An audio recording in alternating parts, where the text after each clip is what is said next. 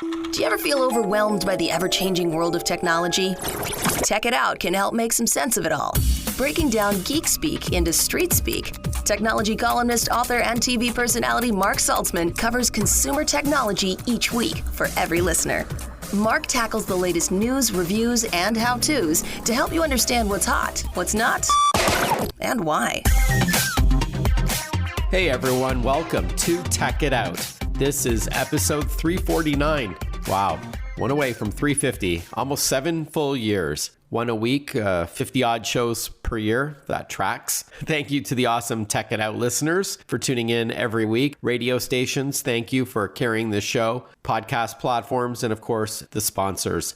Not sure if you've been a listener for a while or new to the podcast or radio show, but thrilled to have you along. We have a great show planned for you today. In fact, we're going to kick things off with CareAware. This is a company that uses Wi-Fi to help caregivers remotely see what's happening in your aging parent's home. Yes, using Wi-Fi to keep an eye on your mom or dad. We'll hear how it works. Speaking of Wi-Fi, we'll also talk Wi-Fi 7 this hour, this new and emerging standard, and what the benefits are. TP-Link will join us. We'll talk about animals and the environment, including following elephants with an organization called IFAW. And finally, I'll share a bunch of Gadget gift ideas for dads and grads. All of this and more on an all-new Tech It Out powered by Intel Core Ultra PCs, which I'll tell you more about shortly. But let's officially kick off this week's new show with our first interview. If it's true that 9 out of 10 older adults wish to remain in their homes, often referred to as aging in place or living in place, technology can play a significant role in this process, as I've written about in several articles over the years for the likes of AARP and Zoomer. And so today we're going to learn about CareAware, a new Wi-Fi motion-based sensing solution for aging adults and their remote caregivers. Joining us on the line to tell us what it is and how it works is Dr. Taj Manku. He's founder and CEO of Cognitive Systems. Yeah, it's great to be here. Thanks for having me, Mark. Now, before we talk about CareAware, please chat with us about that trend that I mentioned earlier, aging in place. What is that exactly? Well, right now, a majority of people that are aging, they particularly just want to stay in their home. They feel comfortable there, they know their environment, and they're generally not moving to a new facility where they get care. That has been a trend over the last while. Just the number of people over 65, by 2050, there's going to be about just under 100 million in North America, which constitutes around 25% of the population. So you're going to see a lot of people that want to do that just want to age in their home. And we're not talking baby boomers. Those are Gen Xers, right? Yeah. So that's what we're talking about here. Staying home, living longer independently rather than going to an assisted living environment like a retirement home or whatever the vernacular is, a long-term care facility. And tech, I believe, can play a role in that. You know, whether it's fall detectors, sensors that you can place around the home, cameras, medication alarms and dispensers. There are stair lifts, chair lifts, elevators. Yeah, I mean, that's part of what people want to see. So there's usually a caregiver. It could be just like a son or daughter or relative, and they just want to be able to see whether their loved ones are doing well. Or it could be somebody who's just an external member monitoring them and making sure that they're okay. And there's all the sensors, like you said, that can enable it. It just got to be well put together so that you get the meaningful information for whoever the caregiver is. So whether that caregiver is a professional, like a PSW, or it is a relative or a friend who remotely keep an eye on their loved ones, that's what we're chatting about today. And with that in mind, let's now hear about Cognitive Systems, your partnership with a company called Electronic Caregiver and the Caregiver Wi-Fi motion-based sensing platform. Yeah, so we've partnered with Electronic Caregiver, and we're bringing in some very innovative technology to enable people to really understand what's happening within the home. And essentially, Cognitive is a company that provides software. And what we sort of do is we put software onto Wi-Fi devices, like you might have smart plugs at home. You might have a bunch of stuff at home that sort of relies on the Wi-Fi to get communication, to tell it to turn on or turn off, or it could be temperature sensor or whatever it may be. And because it's running on Wi-Fi, we provide software onto these devices that look at how it gets disturbed when people sort of walk, and you can just imagine a person being sort of like a bag of water. And as they walk, these Wi-Fi signals sort of reflect off them.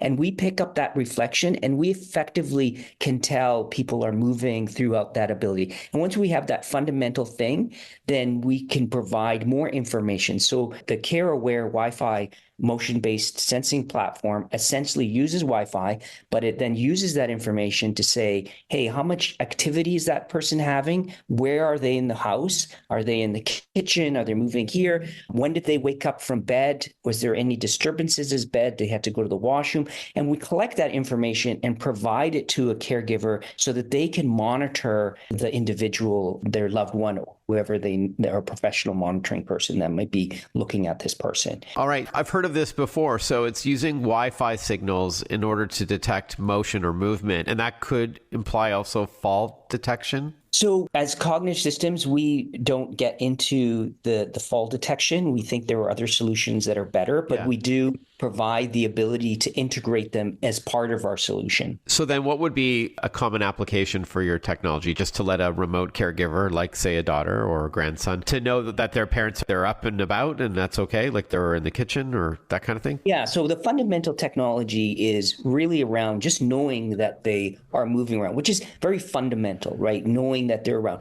You could add cameras, but it always provides a privacy issue for the person that is sort of living there. So what we do is we look at this motion, we provide insights of how active they are, where they are in the home. We also provide ability to know at that moment that they moved from the kitchen to the, let's say, bedroom. So we provide that information. And then we also monitor their sleeping behavior. So when did they go to sleep? When did they wake up? Was there any disruptions? And we provide this information to the loved one so that they know. An example, my parents are 85 and I use the system as well. And one thing I find really useful is I get a notification every morning that they're up and about. And I can see how long they slept. Right. I can look at patterns. Is the sleeping pattern getting worse or better? Are there more interruptions at night? So I get a lot of information with regards to how they're behaving throughout the day. Got it. It's peace of mind.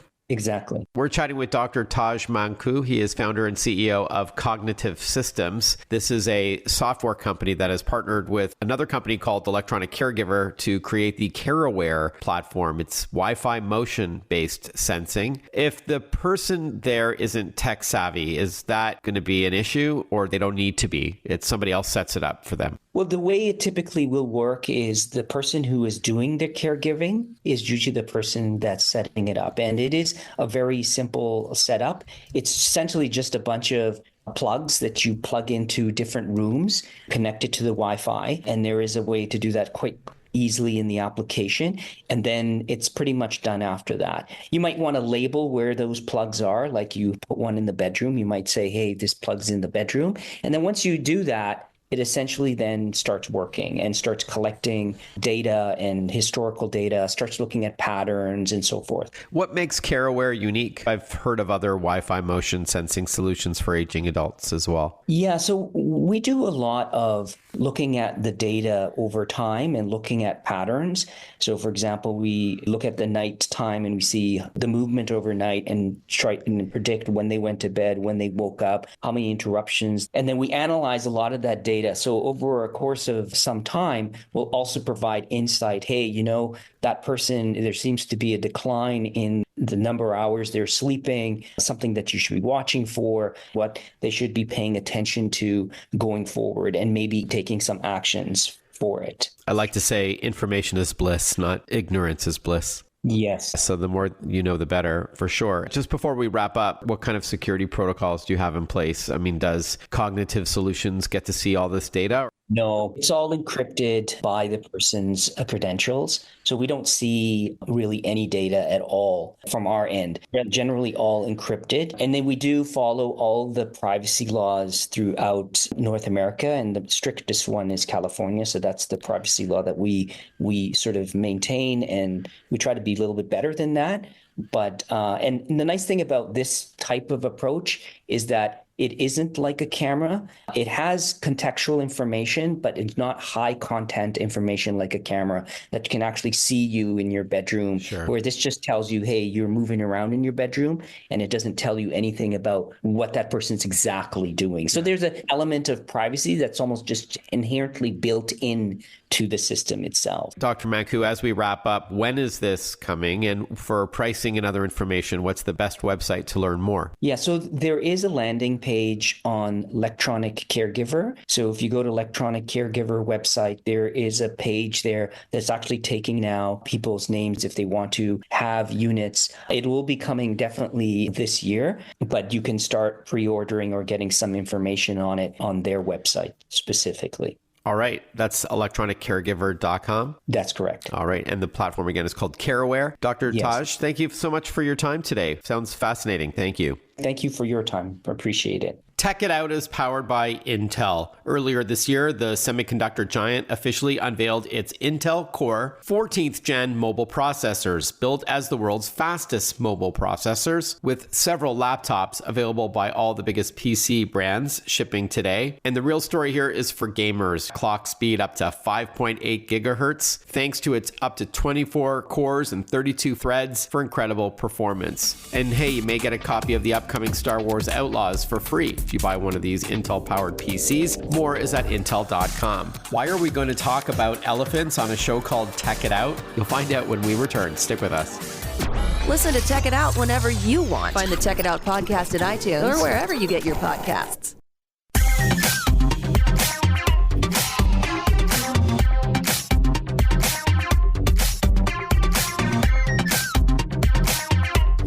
Welcome back to Tech It Out. While we usually talk tech on this show, sometimes we veer a little into the science realm, a complementary discipline, I'd argue. And if you're feeling overwhelmed by doom and gloom climate news, we've got a dose of hope for you today. Azzedine Downes is joining us. He's CEO of IFAW, the International Fund for Animal Welfare, and he's here to share a groundbreaking approach to environmental conservation. And it all starts with protecting the planet's most beloved animals. Azzedine, great to have you on the show today. Thank you. Thanks so much for having me.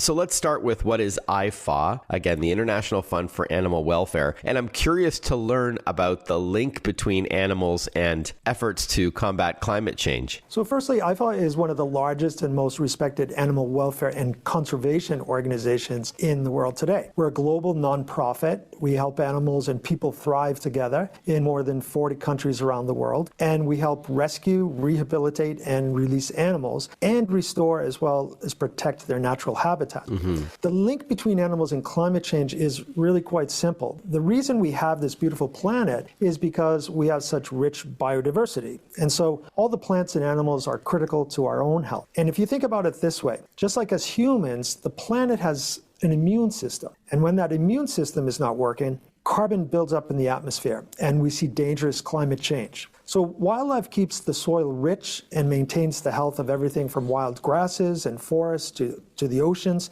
and the fresh air. Interesting. You know, the only connection that I thought of was, I know cows, they emit methane gas. Yes. And that's supposedly not good. And in like large quantities, we don't even think about that. We think cars and factories and other human-made emissions are the culprits. But as you said, your organization is dedicated to helping to save the planet. And interestingly, it starts by saving an elephant. Yeah, so it's actually quite amazing. Elephants are the gardeners of the landscape. So actually, when they thrive, we survive. So elephants move through the landscape and fertilize it as they go. And they spread seeds and they use their tusks to dig water holes. Just like what you were saying with cows, they massage the soil. And the point that I always like to make is humans are not separate and apart from nature. We're part of nature, and we need all the parts to function if we are to mitigate climate change. Can you tell us more about this new approach? I believe it's called Room to Roam. Yes, so Room to Roam is a large-scale initiative from IFAW that spans Eastern and Southern Africa. It's ambitious vision as well as an urgent one. And Room to Roam is designed to create wildlife corridors that connect 12 critical elephant habitats. It's urgent because if we don't act now, the land will be lost to development. And if elephants are forced to stay in one place, then the environment does not remain healthy. And since elephants move across landscapes where people live, we have to take serious steps to help the people who live with wildlife. So our goal is for animals and people to thrive together in this vast planet that we call home. This is fascinating. We are chatting with Azzedine Downes. He's CEO of IFAW, the International Fund for Animal Welfare. As the head of the organization, what gives you hope amidst all the challenges in the world today when it comes to climate change and conservation? One of the most important points I like to make is that we haven't passed the tipping point. So there is hope. And nature will bounce back, but only if we let it. And during the pandemic, we all witnessed how quickly nature begins to heal itself. I think everyone heard about and saw lots of videos of animals walking around cities, the big cities, the small cities. But they thrived because it was quiet. And when I was last in Kenya, people told me that the air was so clean that they could see the famous Mount Kilimanjaro all the way from Nairobi. And that's something that had not happened in 50 years. Oh, wow. So I have great faith in the younger generations who have a great respect for the environment. And they understand that when the environment suffers, people suffer. And so I know there's always such bad news all the time, every single day. But my message is don't give up hope, because hope really does help heal us. And how awesome is it that Jane Goodall wrote the foreword to your new book? Can you tell us more about your relationship with her and the name of your book as well? Sure. So the name of the book is The Couscous Chronicles, and Jane Goodall is a really good friend of mine, and Amazing. we've known each other for years. Yeah, and she's a great mentor to me too. My daughter Maya, who studies cultural anthropology in university, would be thrilled to hear that you know her. Yeah, and you're friends with her. Yeah, well, say hi to your daughter, and I'll pass that message along to Jane too when I talk to her, because she loves hearing that people follow her, and she's so inspirational. I'm sorry to cut you off. So the Couscous Chronicles, what's it about, and more about your relationship with her? Yeah, so Jane and I have known each other for a long time. She wrote the foreword to the book, The Couscous Chronicles, which is it's my first book. It's a memoir of all of my travels and adventures around the world. She wrote the foreword, but she insisted that I include donkeys in the book. There's a lot of stories about donkeys, about my time in Morocco and other places. She absolutely loves donkeys, and she has an incredible sense of humor as well. But this year Jane celebrated her 90th birthday. Yeah, extraordinary. And she remains a beacon of hope for so many people, like your daughter. She asked me to join her Council for Hope so that I could help spread the message that we mustn't give up this sense of hope that we've been talking about. And I think that there are small things that everyone can do, and they're simple. First, go outside. Take small steps to improve the world around you. You can plant a garden, flowers, anything really that will contribute to the belief that you can do something. This is great. Thank you so much for your time. Where can we learn more? Please visit us at IFAW.org, which is IFAW.org, or you can visit us on Instagram at IFAW Global. Yeah, since this is a radio or podcast interview, we can't see the images of the elephants. I know that you've been doing TV interviews. Yeah. Thanks so much again for your time. Thank you, Azzedine. No, thanks so much for having me. Wi-Fi 7 101 when we return on Tech It Out. Want to follow Mark? Google him. Mark with a C and Saltzman with a Z.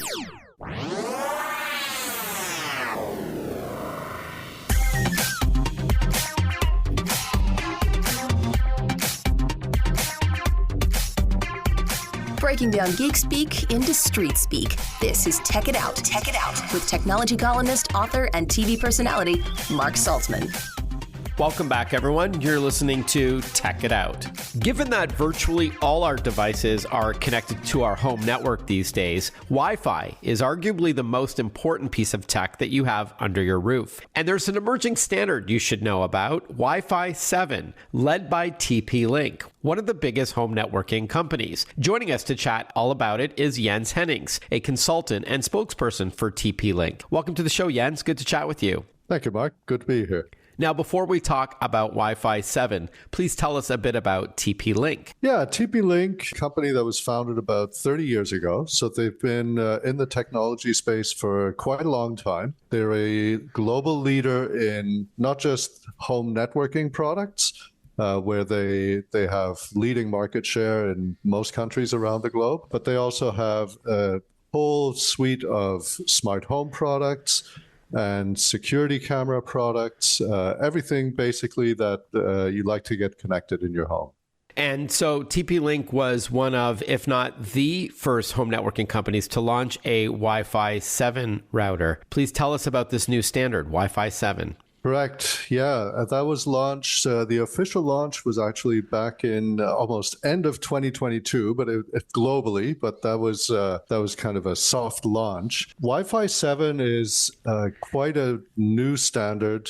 It's radically different from other generations of Wi-Fi that came before it. So if you think about Wi-Fi 5 was limited to two different bandwidths, two different frequencies that it operated on, and really was just a next generation iteration of Wi-Fi standards that came before it. Wi-Fi 6 is the last standard, and the one that most people are probably familiar with today.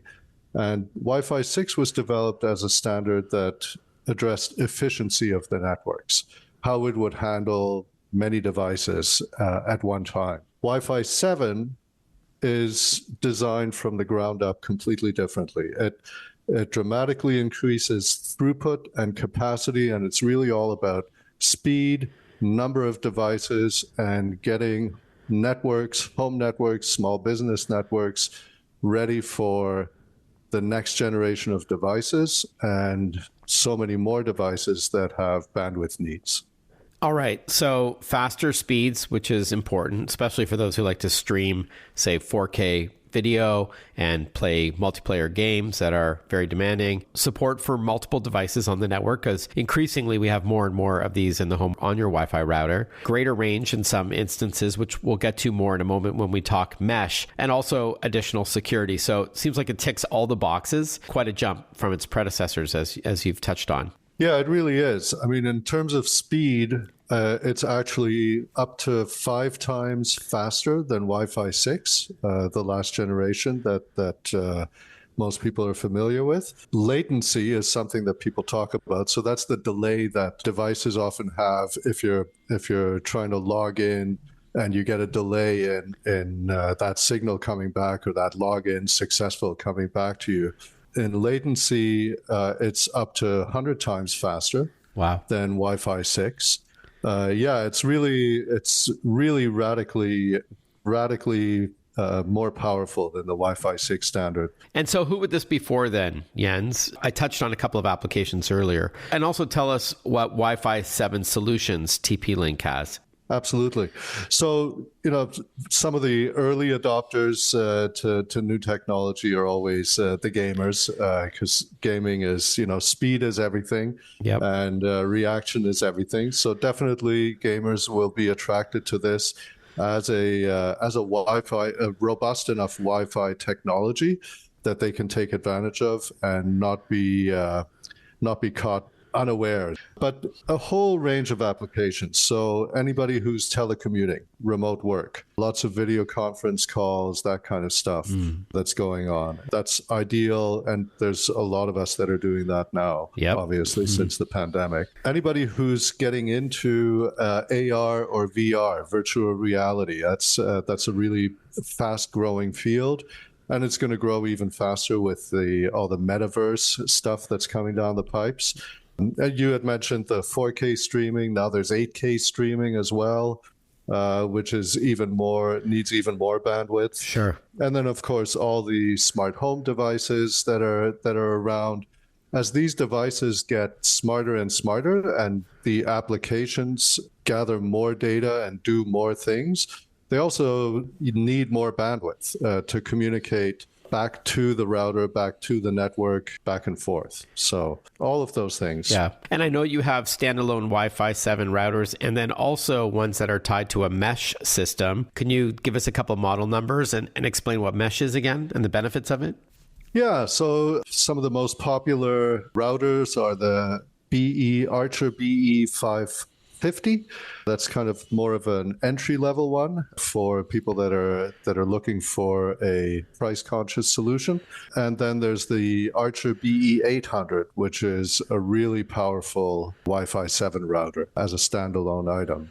Then in the mesh systems, the top of the line is the BE95, which is the Deco BE95, which is out in the market right now. That one comes in a 2-node configuration, but you can buy and add more nodes if you need them, if you have a particularly large house. Right. A node is like a hub or a pod that you place around the home, right? And a mesh system sort of makes a digital handshake between all these devices that are plugged into the wall in order to blanket more coverage. No more dead zones. No more dead zones. And as you walk from the signal of one mesh node to another, it actually seamlessly will hand off the signals so that if you're listening to music or watching a video, it's not going to drop that signal between the two. It's going to do the handoff in real time, which is pretty sophisticated. And a mesh system is particularly important because as you get into the higher frequency bandwidth that these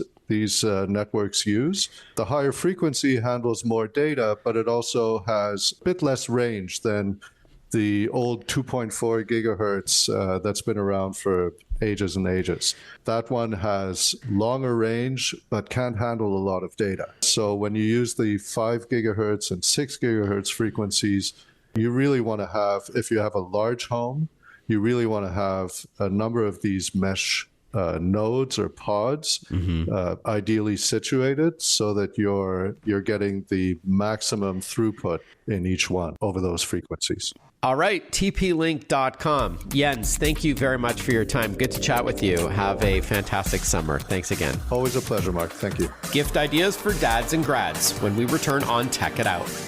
Breaking down geek speak into street speak. Tech It Out, hosted by Mark Saltzman.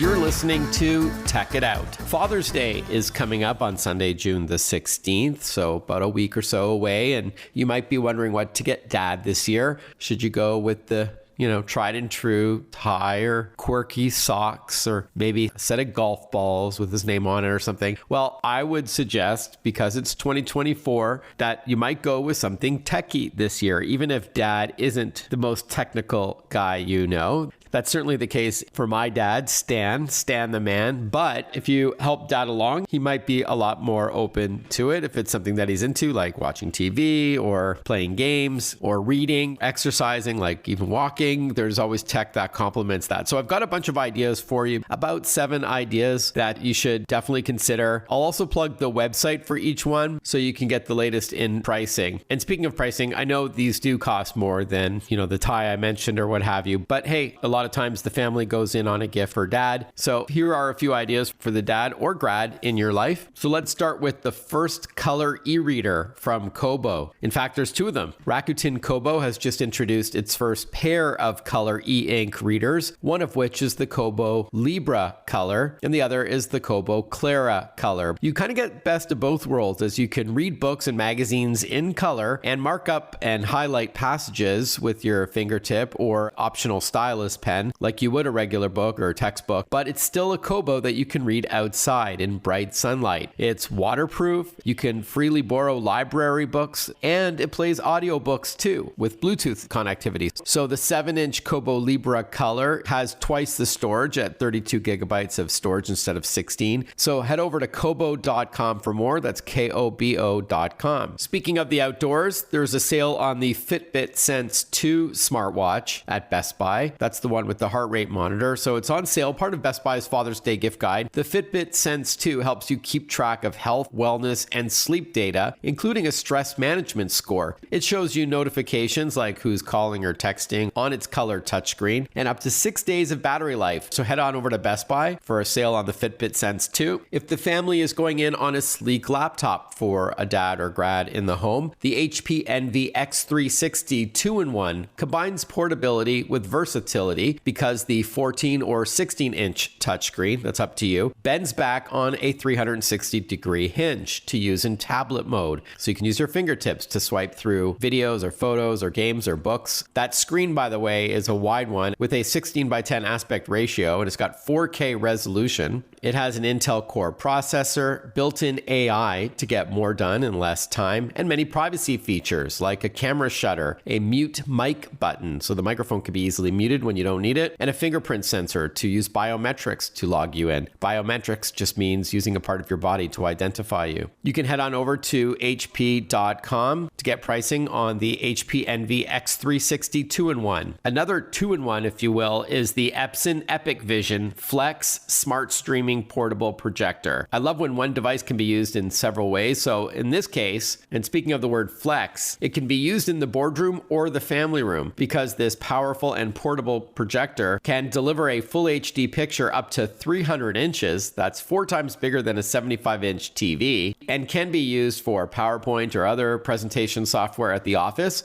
but then bring it home in your backpack to watch movies, sports, TV shows, or play games splashed on a wall at home. Because it has high brightness at 3000 lumens, it can even be used in well-lit rooms, unlike most other projectors. This Epson projector also has built-in Android TV for built-in streaming, and you can use your voice through Google Assistant to ask for what to watch. Epson.com has more. 2 more options. And speaking of TVs, if you want a top-of-the-line OLED television for your family room, you can elevate your home theater experience with the 65-inch OLED IFAW C4 TV from LG and pair it with the SC9S soundbar for an incredible package. Fusing LG's heritage in OLED televisions, 11 years now at #1 in this space, with a matching SC9S soundbar for an enhanced audio experience. This soundbar's bracket fits the bottom of the OLED TV when mounted, in fact, and so the bracket acts as a stand on the wall. Very cool. Again, I know this is on the higher end, so budget permitting, you're buying a gift for the dad or grad, something that the family will go in on. They also have smaller sizes as well, so check it out at LG.com. And finally, saving dad countless hours this summer, the Landroid Vision WR208 from Works is a smart robotic lawnmower that doesn't require a boundary wire to be installed, like most models. Instead, it uses sophisticated and safe AI-powered camera technology to learn your lawn, cutting your grassy areas and avoiding obstacles. When it's running low on battery, it'll drive itself back to the base to charge up, and it's super quiet. It's an electric motor, of course, so it can even be used at night in all kinds of weather conditions.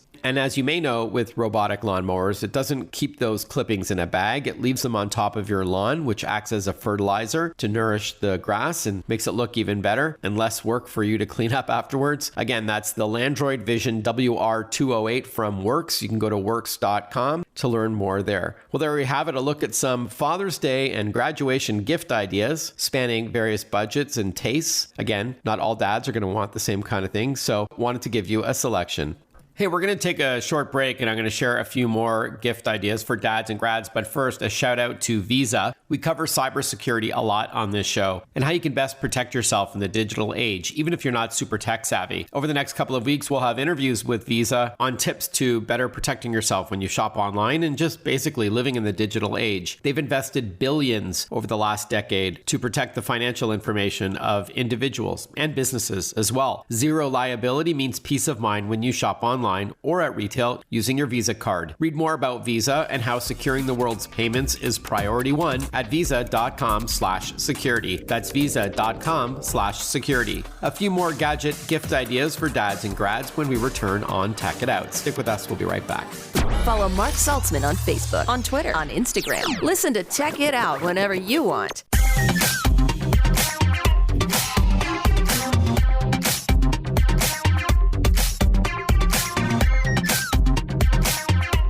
Imagine a PC that's not just smart, but brilliantly intelligent. Introducing the all-new Intel AI PC, a revolution in computing.